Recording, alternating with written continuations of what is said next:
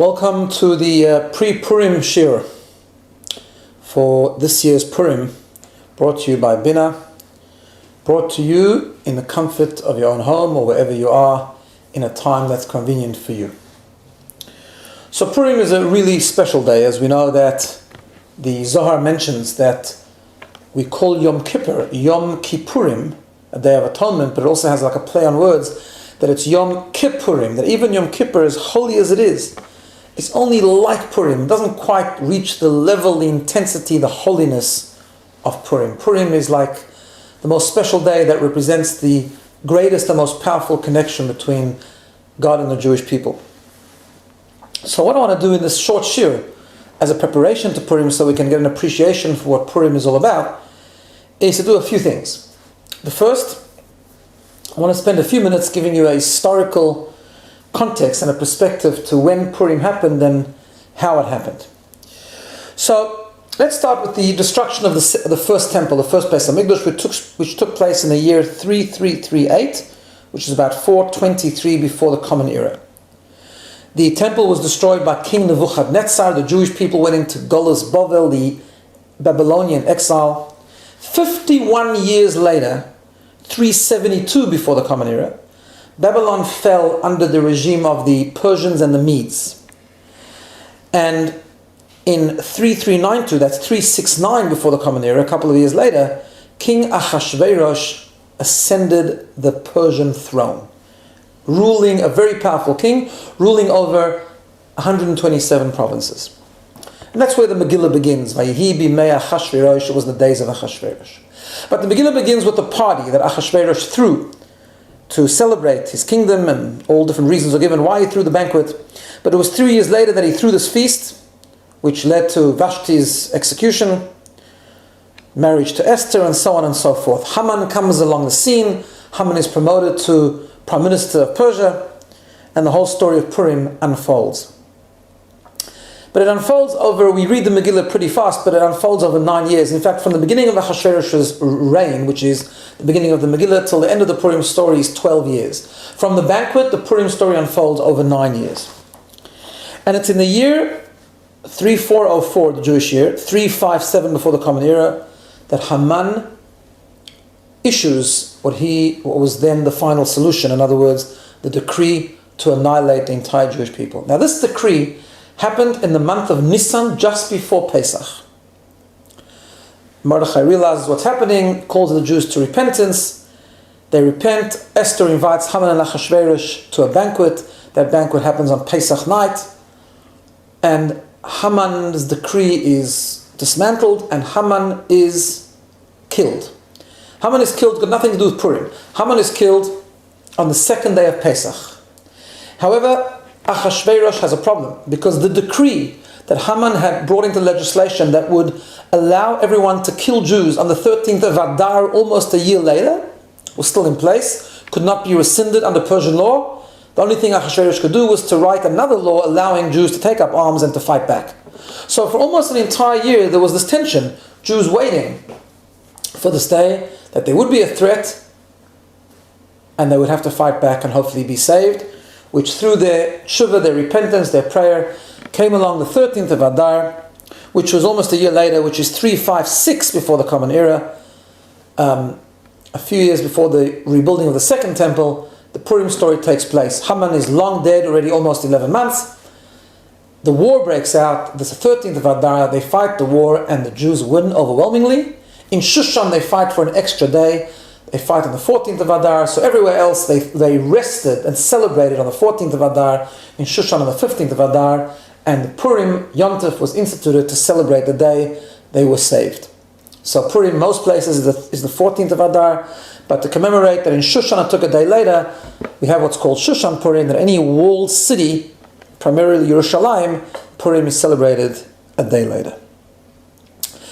It was a number of years later, in the year 353, which is only like 3 years later, under the reign of King Darius, Daryavesh, that in fact, who according to many was the son of Esther and Ahasuerus, became the Persian king. He allows the Jewish people to return to Jerusalem and to rebuild the second temple.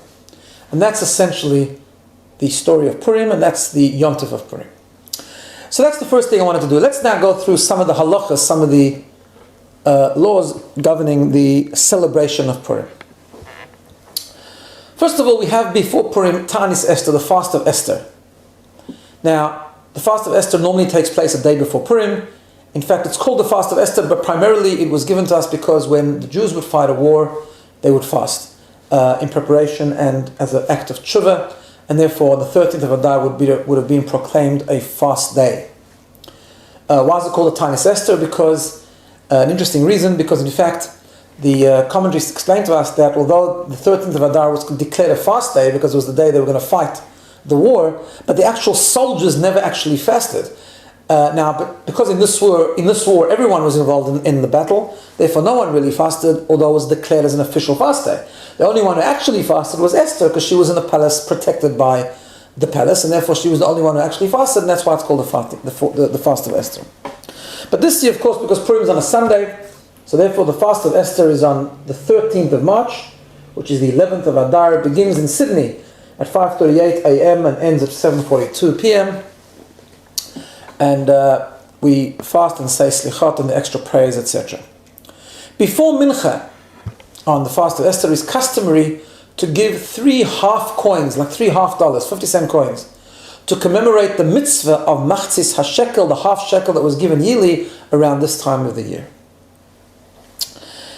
Purim begins therefore on Saturday night. The exact date is the 15th of March at night, Saturday night, Motzei Shabbos,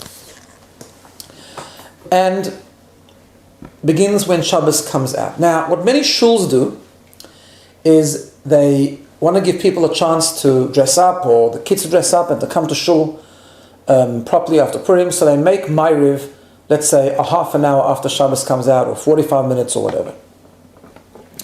A couple of important things to bear in mind. First of all, one should not prepare on Shabbos anything for after Shabbos, even if it doesn't involve real Shabbos desecration. So therefore one should not prepare the Purim costumes or get dressed in the Purim costumes and all of that until Shabbos actually comes out. When Shabbos comes out, the time of Motzei Shabbos, one should even though we're waiting to go to shul to daven Ma'ariv, one should say the words Baruch Hamavdil Bein Kodesh L'Choil. It's like a mini form of Avdallah that allows you then to start doing stuff that you're not allowed to do on Shabbos. Then one should go to shul, of course, and do the preparations and make it to shul in time for Ma'ariv. Right after Ma'ariv, the Megillah is read. Now, one of the mitzvahs of Purim is to listen to the Megillah, to listen to every word. One should make sure to be very quiet during Megillah. If one has little children, one should not bring them into shul and allow them to make noise. Better to hear the Megillah later at a different time. But it is a mitzvah to listen to every word of the Megillah, to follow along and to listen. That is why also, during the Megillah there's a custom to make a noise with Haman. One should wait until the Baal Koreh, the person reading the Megillah, has said the word, the complete word, and then to make noise. And then when he's ready to continue reading, one should be quiet and not make extra noise. Otherwise people might miss a couple of words and will not actually fulfill the mitzvah of Megillah. Listening to the Megillah is a mitzvah both at night and during the day. Before the Megillah, 3 brachas are recited. When we hear the chazan say the bracha, we have in mind to be yotzeh. During the day, we repeat the bracha of Shechiyanu, and we have in mind that the Shechiyanu bracha is not only for the Megillah, but it's for the other mitzvahs of Purim as well. And we just listen to every word as the chazan, as the Baal Koreh recites the Megillah. Interestingly enough, the Megillah is an obligation on both men and women, although it's a time-bound mitzvah. But Purim, no one is exempt, because we know that the women played a very critical role in the story of Purim, Queen Esther primarily, of course, and therefore women are obligated, notwithstanding the fact that it's a time-bound mitzvah. So that's the mitzvah of Megillah. Now Purim has other mitzvahs, and the other mitzvahs of Purim are a mitzvah to perform during the day. So let's go through them. The first one is Mishloach Manot, sending food gifts to one's friend. Now, first of all, this mitzvah should be done during the day. I emphasize that because many organizations and great organizations have the service of sending your Mishloach Manot for you. That's fine and that's great to do that. One should support those organizations. It's normally charity. One can order. But because they have a real big volume, sometimes what they do is they go around already at night and they drop off your Mishloach Manot for you. creating a halachic problem whether you actually fulfill the mitzvah. Now, it's not a problem because to perform the mitzvah of Mishloach Manot, you only have to do it once. So if they do extra, that's fine. But make sure during the day, even if you've ordered your Mishloach Manot through an organization, make sure to give at least one to make sure you fulfill the mitzvah during the day. Mishloach Manot has to have 2 different kinds of food. It doesn't have to be 2 different brachas, as some people think. It just has to be 2 different kinds of food. An apple and a pear can also be good. It just needs to be 2 different types of ready-to-eat food. Some people try and make sure there's also a food and a drink. Now, how much should Mishloach Manot be? You see, it should be a sizable amount, what we call a kazais, not just a little candy or lolly, but it should be something that's called a kazais, something that you can make an after bracha over. And particularly if the Mishloach Manot is being sent rather from person to person, it's being sent family to family. Now, some people don't do this. Some people make sure the Mishloach Manot is sent a single to a single, in other words, a man to a man, a woman to a woman. But some families send family to family, which halachically could work as well, but then what you're supposed to do is make sure that it's got a lot more in so that there's enough to cover each person, so to speak, sending Mishloach Manot. The other mitzvah is the mitzvah of matanot le'avyonim, to give gifts to the poor. Now what that means is to give money to at least 2 different poor people on Purim Day for those that are in need. In communities like ours, where people who are in need are not so obvious sometimes, there are people who collect on their behalf. So what one should do on Purim is make sure to give those people money to distribute to those that are in need. Now, preferably it should be distributed on Purim, but if it's not, it's fine, as long as the money was designated on Purim. Now, if you can't find anyone, then just put in an envelope. Each person in the family should do this mitzvah, to put money in an envelope and designate the money for poor people, even though it gets distributed after Purim. Then, of course, the other mitzvah of Purim is Su'udas Purim, to eat a meal. Now, a meal means you need to wash, you need bread, preferably there should be meat and a proper festive meal, the custom is to start that meal in the late afternoon, but most of the meal or bulk of the meal should be eaten when it's still daytime, although the celebration continues on afterwards, long into the night. But it should be celebrated, partly at least, the bulk of the meal during the day, because the mitzvah is to do it on Purim Day. Of course, there's also the extra tefillah, the extra prayer which we add into the tefillah, and that is the prayer of Al Hanissim. That is a very brief synopsis of the halachas of Purim. For other details, you need to consult a rabbi. I just want to end with an insight that is to do with Purim. Purim, the festival of Purim seems to have a lot of emphasis on noise. Noise. When Haman's name is mentioned, we make a lot of noise. The gragger, the symbol of Purim is the gragger. Right? Now it's interesting because the Talmud tells us that when the Jews celebrated Purim, they recommitted themselves to the Torah. It was a final culmination of their commitment, which they began at Har Sinai, at Mount Sinai, when they received the Torah. When they received the Torah at Mount Sinai, they were almost forced, which we can translate not as forced, but overwhelmed with God's love, and it was an obvious choice, so they could always maybe say that we were forced into it, so to speak. But when it came to Purim, says the Gemara, they recommitted themselves willingly to the Torah, and it was almost like a second stage of Mount Sinai, a second stage of Har Sinai. But the connection between Purim and Matan Torah is interesting, because Matan Torah, when the Torah was given at Mount Sinai, there was no noise. The Midrash tells us, our rabbis tell us, that when God came down on Har Sinai to give the Torah, the world went deadly silent. The birds didn't chirp, the animals didn't make noises. The world became completely silent, the opposite of noise. Why? What's the contrast? And the answer is because, what does noise represent? Quietness represents a situation where there's no resistance. Noise represents tension. An example, if you light a flammable wick that is burning beautifully, it'll burn without noise. However, if you take something wet and try relight it, like the Havdalah candle on Matzah Shabbos after it's been used and dipped into the wine, and someone else comes along and wants to light it, there's crackling because there's resistance, there's tension between the fire and the liquid. So noise represents a struggle, noise represents tension, represents resistance. When God gave the Torah at Mount Sinai, He overwhelmed the Jewish people with love. He revealed himself, he exposed himself, to the point where he swept us off our feet, so to speak, to such an extent that we just accepted the Torah. We were almost passive. God revealed himself to such a point that the choice was obvious. There was no resistance. There was no struggle. At that moment there was clarity. There was brightness. There was love. And the choice was an obvious one. To stand there and to say, we will commit to the Torah no matter what. It was clear. No resistance. So the world went quiet. When it came Purim, Purim is different. Purim festival takes place in a context of tremendous struggle. It takes place when there's no Beis Hamikdash, there's no temple. It's exile, it's Golus. God is hidden. The whole story of Purim, God is hidden.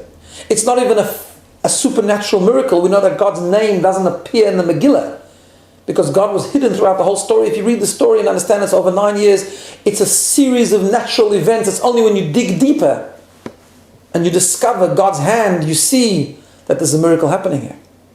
It was a time of assimilation. It was a time where they were under the rule of foreign rule. It was a time of physical and spiritual struggle. They had it pretty good, but they were spiritually struggling. They were assimilating. They were participating in Achashverosh's banquet. It was a time of concealment. It was a time of darkness. It was a time where God was not obvious. It was a time that you had to struggle to make an effort to see the hand of God and to recommit. Purim is a festival of noise. It's a festival which represents the choice you make to choose God through a struggle, through resistance, through tension, not as an obvious, seamless choice. That's why Purim is so great. That's why Purim is a festival of noise to represent that the real choice, the real commitment is when you discover God when He's not obvious. When you discover God when it's hard to discover God. That's a real choice, that's real commitment, and that's a true simcha. It's higher than Yom Kippur.